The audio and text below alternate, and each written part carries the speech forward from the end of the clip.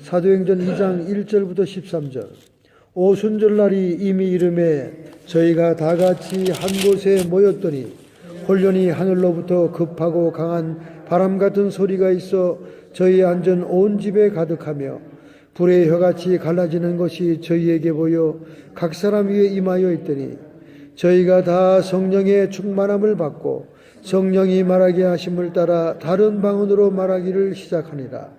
그때 경건한 유대인이 천하 각국으로부터 와서 예루살렘에 우거하더니 이 소리가 나매 큰 무리가 모여 각각 자기 방언으로 제자들의 말하는 것을 듣고 소동하여 다 놀라 기이 여겨 이르되 보라, 이 말하는 사람이 다 갈릴리 사람이 아니냐.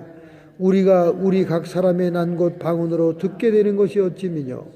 이는 바데인과 메데인과 엘림인과 또 메소포타미아, 유대와 가바도기아, 본도와 아시아, 부르기아와 밤빌리아, 애굽과 및 구레네에 가까운 리비아 여러 지방에 사는 사람들과 로마로부터 온 나그네 곧 유대인과 유대교에 들어온 사람들과 그레데인과 아라비아인들이라. 우리가 다 우리의 각 방언으로 하나님의 큰일 말함을 듣는도다 하고 다 놀라며 의욕하여 서로 가로되 이 어찌 일이냐 하며 또 어떤 이들은 조롱하여 가로되 저희가 세술에 취하였다 하더라.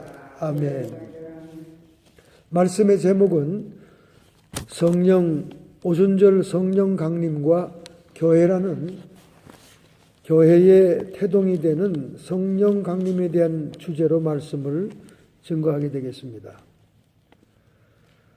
오순절로 명칭되는 칠칠절은 여호와의 7대 절기 중에 첫 그룹에 속한 네 번째 봄절기의 끝입니다. 말이 아주 길고 어려운데 여호와의 절기가 7대 절기가 있어요. 봄절기가 여름절기가 있고 가을 농사절기가 있습니다. 이 여호와의 7번의 절기는 모두 예수 그리스도의 생애와 사역과 관계 있습니다. 참으로 성경은 일관성이 뛰어나고 통일성이 뛰어나기 때문에 여호와의 7명절 가운데 시대와 예수님의 사역의 모든 순서가 숨어져 있다는 겁니다. 바로 이 오순절은 봄절기의 끝입니다. 여름이 오기 전에 봄절기의 끝으로 네 번째 절기인데 초실절이 지난 후 첫 열매를 하나님께 드린 후 그것이 지난 후 50일째, 그걸 오순이라고 그러죠. 펜타코스트. 50일째 하나님이 택한 곳에 모여서 새로운 소재로 감사제를 올립니다. 감사제. 감사제라는 건 피가 없는 제사를 얘기하죠. 감사제. 이 소제라는 것은 곡식 떡덩어리를 손에 들고 흔드는 걸 얘기하는 거예요. 그래서 먼저 두 덩어리를 흔들어 요제, 소제는 그 곡물로 드리는 거고 요제는 흔드는 제사를 얘기하는 거예요. 그래서 제사를 드립니다. 그 7.7절의 표상인 예수님이 부활 승천하시고 오순절날에 성령님을 보내심으로 온 천하만국에 천국 복음이 세상에 퍼지게 했습니다. 그리고 교회가 탄생이 된 거죠. 오순절 마가의 다락방에서부터 교회가 시작됐습니다. 교회의 태동이 성령의 강림으로 되었듯이 교회는 종말의 때까지 마지막 교회가 사명을 다하는 그날까지 성령 강림으로 시작되었기 때문에 성령의 음성을 들어야 됩니다. 그래서 요한계시록 2장 7절에 초대교회에 말하기를 성령이 교회들에게 하시는 말씀을 들을지어다 그렇게 말했습니다. 또 실제로 초대교회, 안디옥 교회, 예루살렘 교회들은 다 성령님의 음성을 들었어요. 안디옥 교회가 선교사를 세울 때, 바울과 바나바를 세울 때 그 교회의 리더들이 금식하여 기도할 때 성령이 말씀하시고 세우라고 한 선교사를 세우게 되는 거예요. 바울과 바나바가 세우게 되는 거죠. 이렇게 우리는 오늘날 너무 인간의 소리가 많고 너무 인간들이 회의를 통해서 주장하다가 다투기도 하고 분열되기도 하고 풍지박산이 되는 이 시대에 진정한 성령의 음성을 듣는 교회로, 회복이 돼야 될 줄로 믿습니다. 할렐루야. 지금 그렇게 싸움질 안 하고 잘 지내오던 LA 영락교회가 지금 수년 동안 싸우면서 얼마나 교회가 타격을 입고 분열되고 소송하고 그리고 약화되고 이렇게 되는지 몰라요. 뭐 동양 선교교회는 뭐 싸우는 교회로 이미 미국 신문에도 너무나 많이 난 교회라서 또 싸우는구나 그러는데 영락교회는 잘 견디다가 그렇게 됐습니다. 그 왜 그렇습니까? 인간의 소리가 하나님의 소리를 앞지르기 때문에 그래요. 인간의 소리가 교회에서 나면 안 됩니다. 어떠한 잡음도 있으면 안 돼요. 솔로몬의 성전을 지을 때 성전 안에서 소리를 내지 않기 위해서 성전 밖에서 모든 기구와 모든 자재를 다듬었습니다. 끌로 돌멩이를도 다듬고 소리 나는 건 전부 다 밖에서 작업을 하고 성전 안에는 소리 없이 끼워 맞추기만 했어요. 이것은 우리에게 무엇을 보여줍니까? 인간의 소리, 인간의 잡음, 인간의 모든 소음은 교회 안에 없어야 된다는 거죠. 오직 주의 영광과 하나님의 말씀, 성령님의 임재만이 있어야 되는 것이 교회다. 오죽하면 동방교회가 교회 안에 반주도 안 하겠습니까? 지금까지도 반주 안 해요. 그 찬송을 다 자연스러운 음성으로 합니다. 동방교회가 더 초대교회에 가깝지요. 동방교회가 초대교회에 더 가깝습니다. 로마 교회는 국가적인 교회가 되었기 때문에 세속과 굉장히 많이 혼합이 되어 있어요. 그 당시에 섬기던 태양신, 그 당시에 섬기던 라미라스의 그 여신, 뭐 이런 것들이 다 교회 안에 들어왔어요. 그러나 동방교회는 굉장히 그 순수성을 좀 지켰다고 할 수 있죠. 그래서 지금도 동방교회 안에는 굉장히 신비적인 현상들이 많이 나타나는 것은 성령의 임재가 그만큼 강력하다는 거예요. 그래서 초실절, 첫 열매를 드리는 초실절은 예수님이 첫 열매라는 것을 얘기하는 거예요. 부활의 첫 열매다. 그 초실절에서 50일이 지나서 오순절이 된 거예요. 그러면 성령, 그 오순절 날이 성령 강림의 날입니다. 그래서 오늘 본문 2장 1절에 오순절 날이 이미 이르매, already, 이미 이르렀다는 거예요. 이미 이르니까 약속한 성령이 그곳에 임했다는 겁니다. 거기에 120 성도들은 전혀 기도에 힘쓰면서 조금 전에 제가 소두에 봉독해드린 누가복음에 하나님이 약속하신 바 너희들에게 오실 성령을 기다리라 하는 말씀대로 그들이 열심히 기도하며 찬양하며 마가의 다락방에서 모임을 가졌던 거죠. 그래서 그들이 이제 성령을 체험하게 되죠.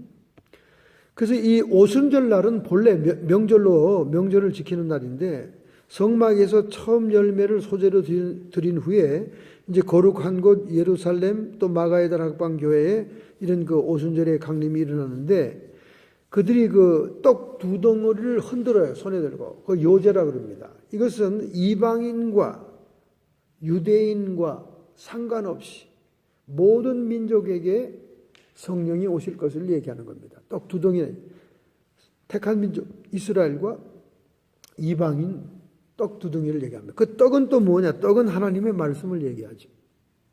그럼 떡을 흔드는 것은 무슨 뜻이냐? 구약의 말씀이 성취됐다는 거예요.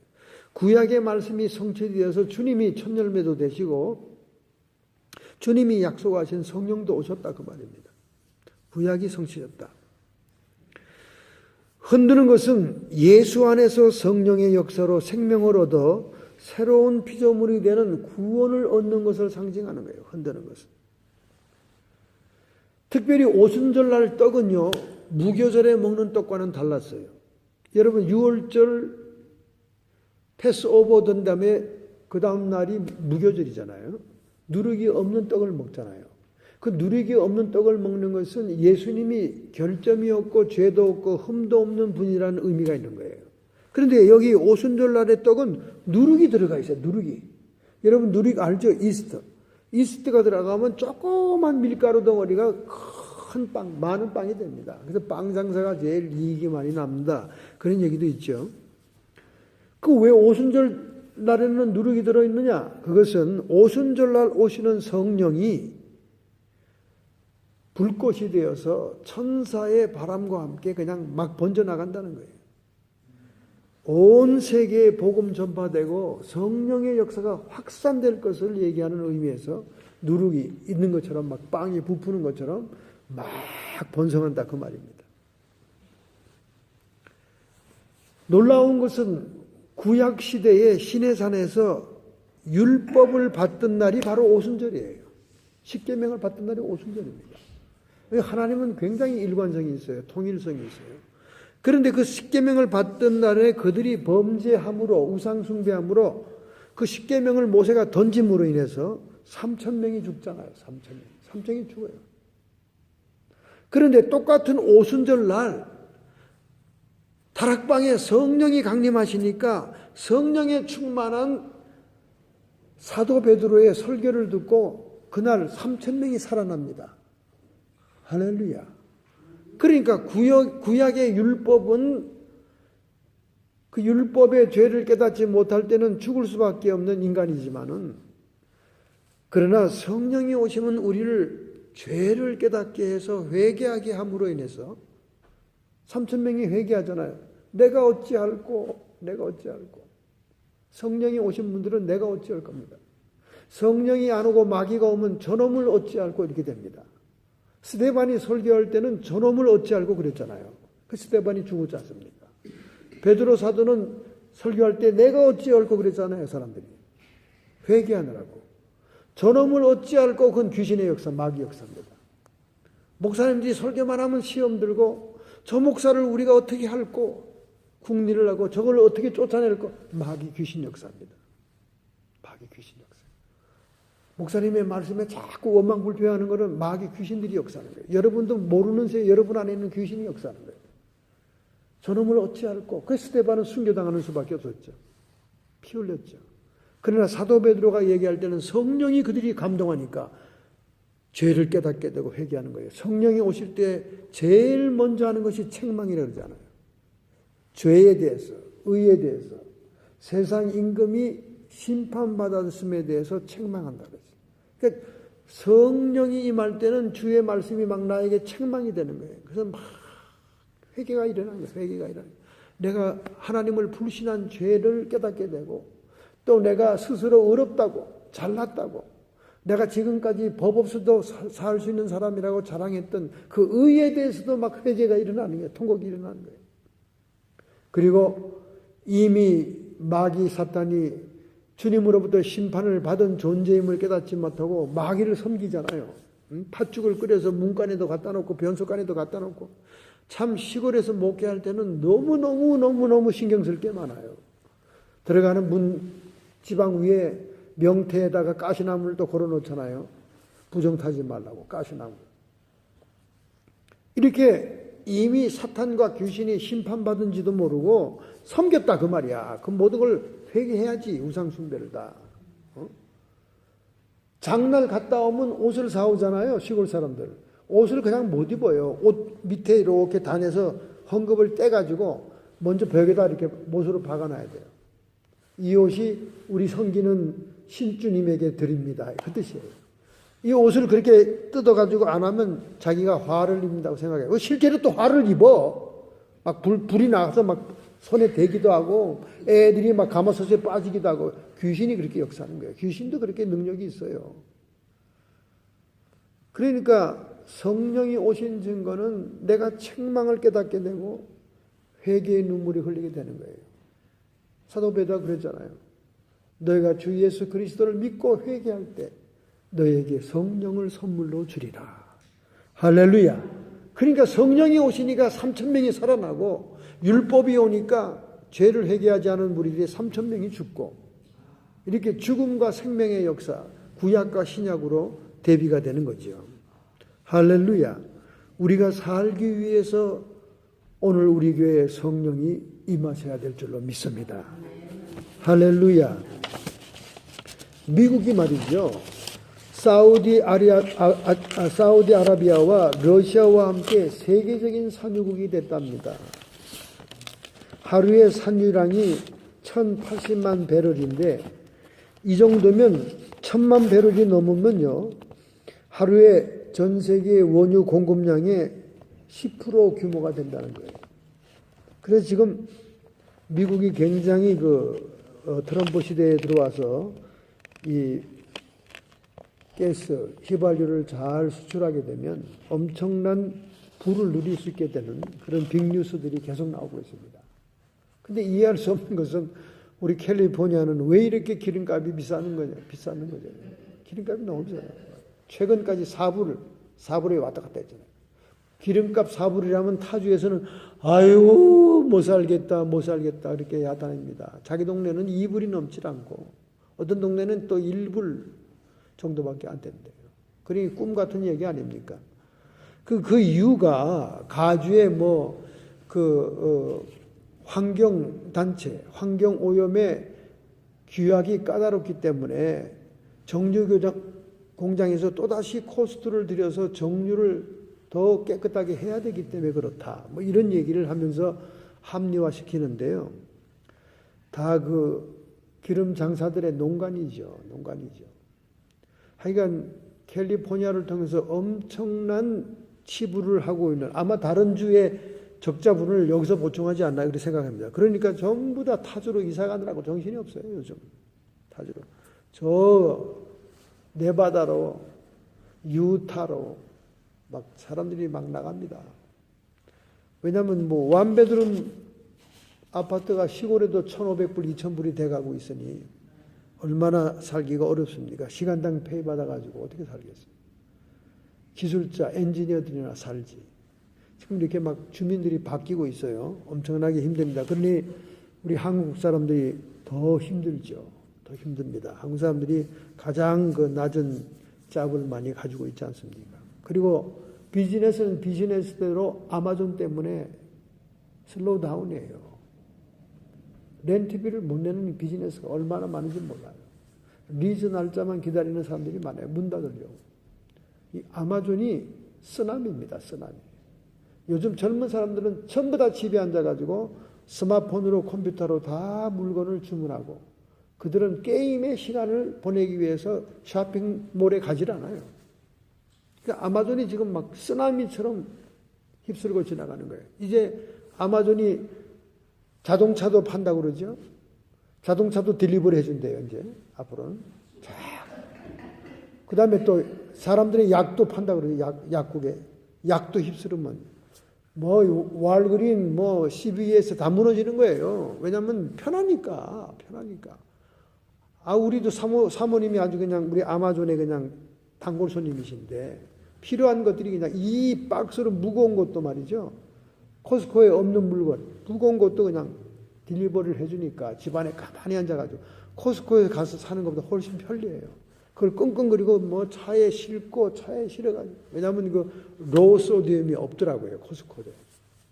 그걸 아마존에서 신청하니까 얼마나 빨리 오는지 몰라요. 또 이틀이면 와요. 이틀이면. 그럼 문 앞에 딱 갖다 놓고 와요. 참 아마존이 심각한 문제입니다. 사실은. 대단하죠. 오다 보니까 세이프웨이 옆에 아마존에서 픽업해 가는 큰 캐비넷을 갖다 놓았더라고요. 자기 집에 딜리버리가 싫으면 또 세이프웨이에 있는 큰 노란색 큰 캐비넷에 가서 남발을 찍어가지고 탁 자동으로 열리면 거기서 물건 빼가면 되는 거예요. 너무 편리하죠. 그렇게 돈을 끌어모아서 워싱턴 포스트를 베조스가 샀어요. 근데 그 워싱턴 포스트가 얼마나 트럼프의 일을 갈면서 맨날 반대하는 기사만 쓰는지 트럼프가 화가 났죠. 저걸 어떻게 해야 되는가 말이죠.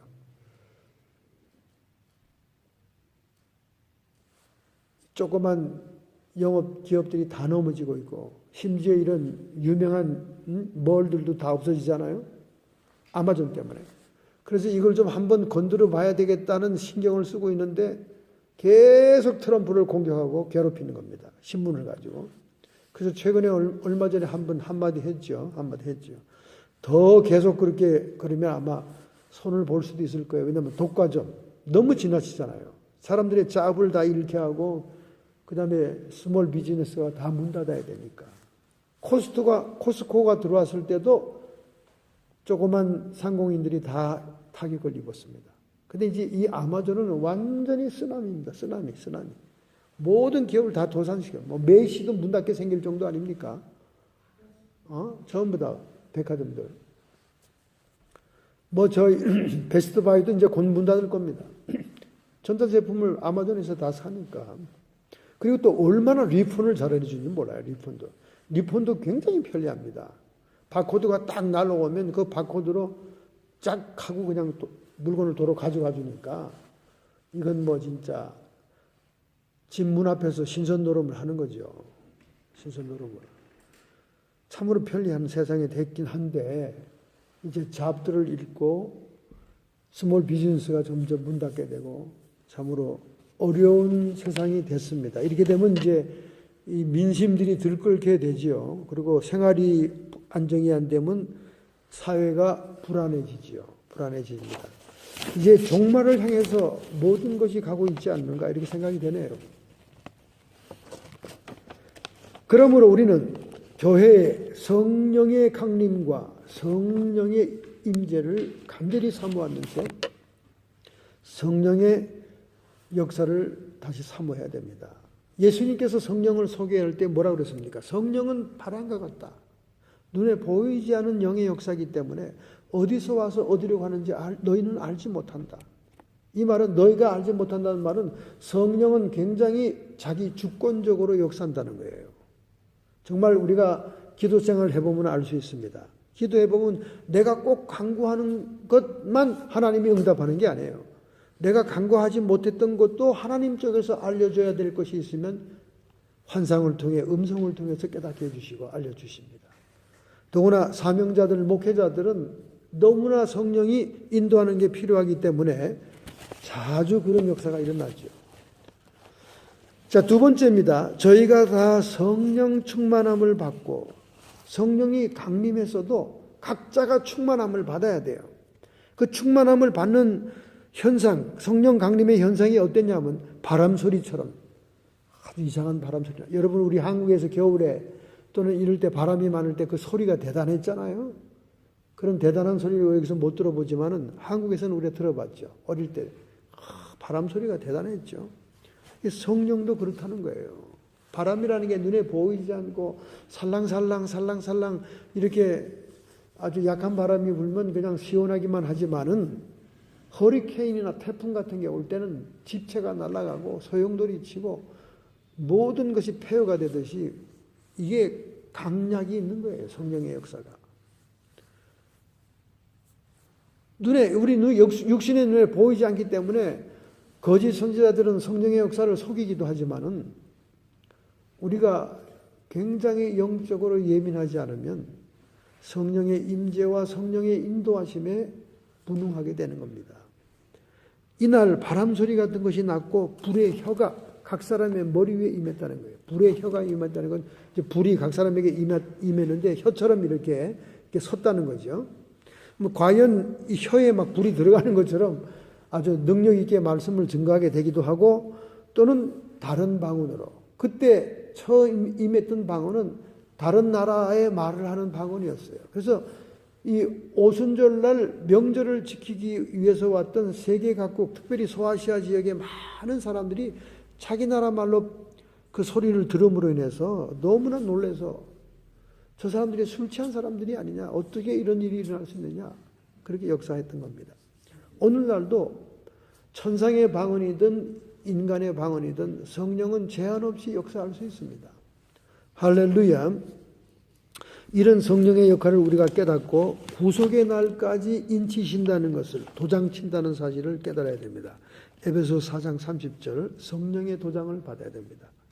짐승의 인이 아니라 성령의 인을 받아야 됩니다. 그리고 성령은 우리의 연약함을 도우십니다. 로마서 8장 26절 우리가 기도할 바를 모를 때 성령이 우리가 기도하는 순간 대신 감동으로 기도해 준다는 거예요. 그래서 방언 기도가 중요한 것은 우리가 지금 기도의 방향을 잃고 기도를 제대로 못할 때 말할 수 없는 탄식과 함께 성령이 대신 또 기도해 주신다는 거예요. 얼마나 놀라운 일입니까? 할렐루야. 그 다음에 장래의 일을 알게 하신다. 요한복음 16장 13절 우리 인간은 지각과 모든 면이 한계가 있습니다. 그러나 성령께서는 우리를 미래와 장래에 대해서 일깨워줍니다. 일깨워줘요. 지금 많은 사람들이 트럼프가 김정은을 자기 동생처럼 저렇게 사랑하고 등을 두들겨주면서 막 이렇게 하니까 절망이 됐어요.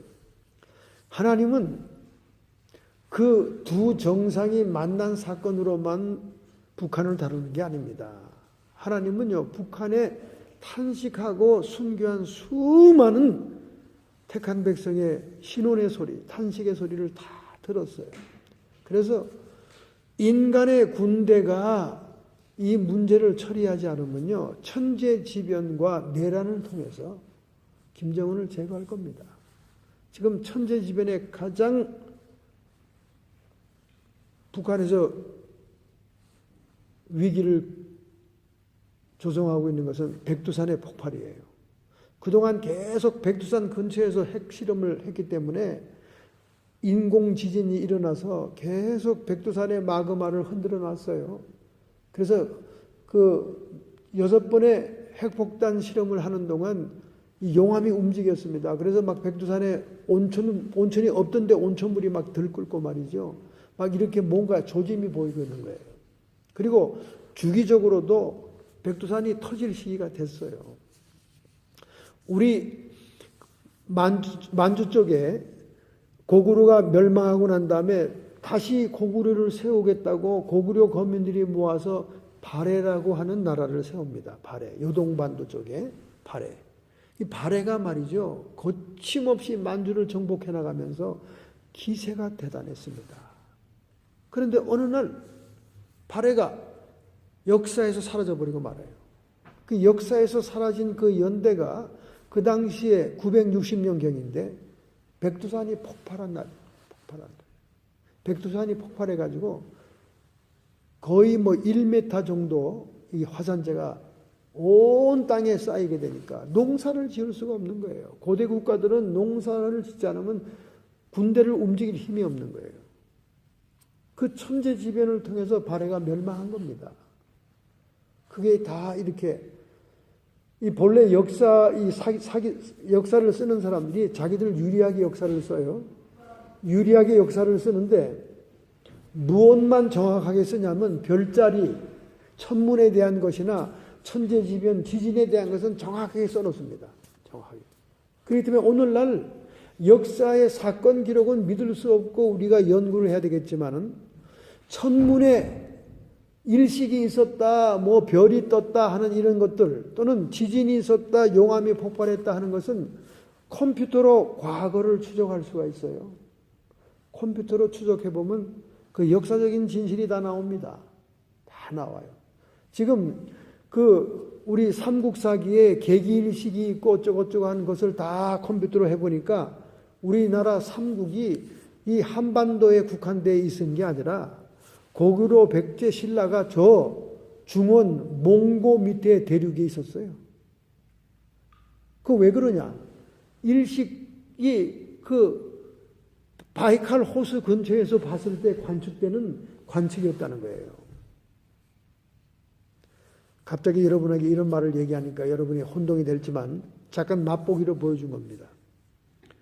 그래서 성령께서 우리에게 장래일을 가르쳐 준다는 거예요. 필요한 것만 우리에게 가르쳐 준다. 모든 걸 다 가르쳐 주는 게 아니에요. 그러면 누가 하나님을 경외하고 섬기겠습니까? 모든 걸 다 가르쳐 주질 않아요. 하나님은 그때그때 따라 양들에게 필요한 정보와 지혜와 지식의 말씀을 줘요. 장래일을 알게 합니다. 그 다음에 후사가 되게 하신다. 후사는 고난도 있지만 영광도 하나님과 함께 받는 거예요. 보상도 하나님과 함께 받는 거예요. 그렇기 때문에 우리는 세상 끝날까지, 내 목숨이 끊어지는 그날까지, 우리가 공중에 주님께 들림받아 휴거하는 그날까지 성령님을 근심케 하지 말아야 됩니다. 할렐루야. 성령을 근심케 하면 소멸이 돼요. 소멸돼. 더 이상 우리를 인도하지 않아요. 더 이상 음성을 바라지도 않아요. 더 이상 우리에게 어떤 역사를 하지 않습니다. 성령님은 인격적인 분이기 때문에 우리가 싫어하고 멸시하고 박해하고 미워하면 사이를 끊어버리는 거예요. 우리 인간과 인간 사이도 서먹서먹해지고 서로 나쁜 사건이 있으면 서로 관계가 끊어지잖아요. 그 인격적인 우리가 감성과 지성이 있는 동물이기 때문에 존재이기 때문에 그래요. 성령님도 그런 분이라는 거예요. 그래서 성령님을 우리가 환영하고 맞아들이고 성령님을 인정하면 자꾸 우리를 지도해 주시지만은 한두 번 지도를 했는데 불순종하고 자기에게 이익이 되는 것만 순종하려고 그러고 자기가 희생해야 되고 자기가 도와줘야 되고 누구에게 나눠줘야 되는 것을 인도할 때 불순종하면 더 이상 말씀하지 않아요. 그러니까 여러분이 성령을 회복하고 충만하기 위해서는 내가 최근에 하나님의 감동에 불순종한 것이 무엇이 있는가를 깨달아서 그것을 회개해야 됩니다. 내가 어디에서 떨어진 것을 깨닫고 알아? 회개하라 그러잖아요. 왜 어떤 사람은 자꾸 성령의 감동으로 누구를 도와주고 자꾸 이러는데 어떤 사람은 아무런 감동이 없을까요? 감동을 한두 번 줬죠. 지금 네 옆에 누가 어렵다. 좀 도와주라. 찾아가봐라. 감동을 줘도 그렇잖아요. 그리고 내가 가면 또 뭐 선물과 물건을 사가야 되잖아요. 나 먹기도 힘든데 나 싫어요.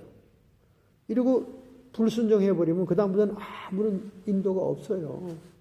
성령의 인도가 없다고 원망하는 분들이 많습니다. 목사님 성령 충만 성령 인도하는데 도대체 뭘 인도하는 겁니까? 이런 사람들이 많아요. 근데 여러분에게 분명히 인도하신다니까요. 감동과 소원을 주기도 해요.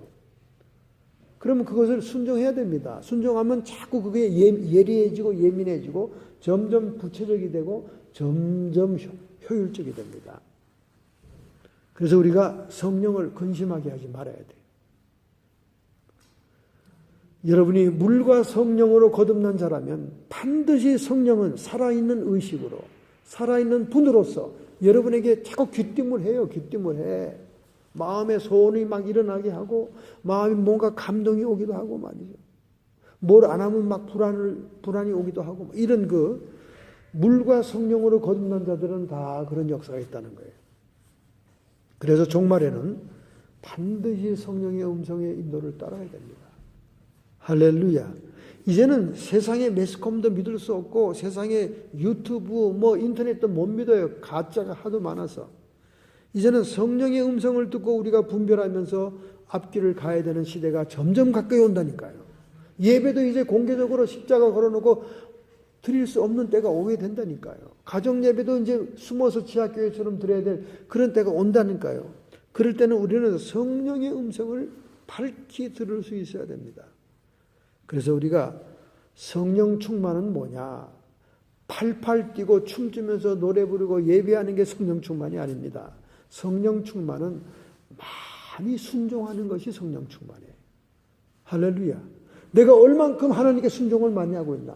감동이 올 때 하나님이 나에게 무엇을 하라고 지시할 때 얼만큼 순종을 많이 했냐? 순종을 많이 하는 만큼 성령이 우리에게 충만한 거예요. 성령 충만에 대해서 한국 교인들은 샤머니즘 쪽, 주술 쪽, 무당 섬기던 때 그 방법을 그대로 도입해서 무당이 신내리면 대잡고 막 흔들고 춤추는 것처럼 징치면서 막 북치면서 막 무당이 춤추는 것처럼 그게 교회 안에 싹 들어왔다 그 말이에요. 그래서 성령 충만하고 성령의 역사할 때는 꼭 그래야만 되는 걸로 생각하는 거예요. 성령의 역사는 그렇게 한계가 있고 편협적이지가 않아요. 성령의 충만한 자는 남을 섬기는 자요. 성령이 충만한 자는 자기가 낮아지고 겸손한 자요. 성령이 충만한 자는 항상 주님께 순종하는 자입니다. 할렐루야. 아니 자기가 성령 은사가 있고 성령이 충만하다고 하면서 교만하기 짝이 없고 그리고 누구를 명령하려고만 하고 지시하려고 그러면 하고 소리만 빽빽 지르고 막 이상한 행동을 하는 것은 그건 양신 역사예요. 귀신이 역사하는 겁니다. 우리는 세미한 음성으로 조용히 우리를 들려주는 음성에 귀를 기울이고 저 배에서부터 인더밸리 우리 영이 거주하는 그 복부의 배 거기서부터 음성이 올라오는 것에 귀를 기울여야 돼요. 그렇게 예민하지 않으면 우리는 성령과 더불어 함께 사는 생활을 할 수가 없습니다. 여러분의 복받치는 감정과 여러분이 하고 싶은 욕망과 여러분이 분출하고 싶은 그런 소리가 성령의 소리가 아니에요. 그건 자기의 소리지. 자기를 깨트릴수록 성령이 강하게 임하시고 강하게 역사합니다. 우리 교회는 오순절 마가다락방에 임했던 성령님을 회복하고 종말을 향해서 가는 교회들은 성령의 귀를 기울여야 합니다. 할렐루야. 최근에 말이죠. 미국의 중간 선거를 앞두고 공화당에 예비 선거를 하고 있지 않습니까? 예비 선거는 뭐냐면 후보자를 뽑는, 당내 뽑는 걸 얘기합니다. 그 11월 중간 선거를 앞두고 당내 예비 후보를 뽑는 선거에서, 그 공화당원들이 뽑는 거거든요. 뽑는 선거에서 트럼프를 반대하거나 비난하는 사람들은 다 떨어집니다. 트럼프에게 협조하는 사람은 다 붙습니다. 그래서 지금 공화당이 당황하고 있어요. 트럼프 대통령과 대립했던 의원들은 탈락하고 트럼프를 보호하고 충성하는 사람은 뽑힌다는 거예요. 그래가지고 오히려 공화당 안에서는 걱정이 태산이라는 거지. 걱정이. 근데 이게 이제 하나님의 역사입니다. 뭐 그렇게 물고 늘어지고 그렇게 신문들이 갈고도 제가 폴 무슨 교수를 내가 아주 딱 싫어하는데요. 이분은 뉴욕 타임즈의 칼럼니스트인데 에브리데이 트럼프를 헐뜯고 핥히는 악랄한 비판의 글을 쓰고 있어요. 그게 한국일보에 번역되고 있습니다. 여러분 보면 맨날 막 생긴 것도 이상하게 생긴 교수인데 그래도 하나님의 섭리와 인도는 계속되고 있습니다. 할렐루야. 하나님의 성령께서 이끄시는 역사를 어떻게 누가 막을 수 있겠습니까? 아무쪼록 우리는 우리의 조국을 위해서도 기도하고 한국을 위해서도 기도하고 또 우리 학교와 사명자들을 위해서 기도하고 또 앞으로 하나님의 사역을 크게 할 기도원을 위해서 기도하고 이렇게 구체적으로 기도하게 될 때 하나님의 성령의 인도를 받게 되고 그 사역에 필요한 천군 천사들이 보내짐을 받는 역사가 일어날 줄로 믿습니다. 감사하고 기쁜 마음으로 여러분에게 오순절 마가의 다락방 성령님이 강하게 나를 붙잡아 주셔서 온전히 이 땅에 사는 동안 주님의 인도를 따라 살아갈 수 있도록 해달라고, 순종하는 자 되게 해달라고, 섬기는 자 되게 해달라고, 소자를 돕는 자가 되게 해달라고 결단하고 결심하는 마음으로 여러분의 가슴에 손을 얹고 여러분의 아픈 부분에 손을 얹기 바랍니다. 전능자의 손길이 오늘 결단하고 결심하는 성도들에게 함께 하심을 감사합니다. 주의 능력과 성령의 권능으로 저들이 순종의 은사를 받게 해 주옵시고 성령님의 인도를 따르는 남은 생애가 되기를 간절히 원해서 오직 하나님 나라 위에서만 영광스럽게 사는 인생이 되게 해 주시옵소서. 성령이시여 세미한 음성으로 우리에게 들려주실 때 듣고 깨닫고 순종할 수 있는 순결한 마음을 우리에게 주옵소서. 할렐루야. 하나님, 이 시간 기도합니다. 주 예수님의 피권세와 능력으로 성도의 육체와 정신의 역사하는 모든 질병들은 예수님의 권세로 치료함을 받을지어다. 하나님 아버지, 저희들이 결단하고 결심한 의지를 주님께 보이고 있사오니 우리 속에 성령을 통해 의와 평강이 희락이 임함으로 하나님 나라를 이 땅에서 체험하는 날마다의 삶이 되게 해 주옵시고 악한 마귀 귀신의 세력들은 더 이상 우리를 해방하고 모함하고 이간질하지 못하고 이 시간 쫓김받고 떠나갈지어다. 오직 성령이시여 권능으로 임하소서. 오순절 마가의 다락방의 성령이시여 이 교회와 우리의 모든 사역에 충만하게 임하소서. 예수님의 이름으로 축복하며 기도하옵나이다. 아멘.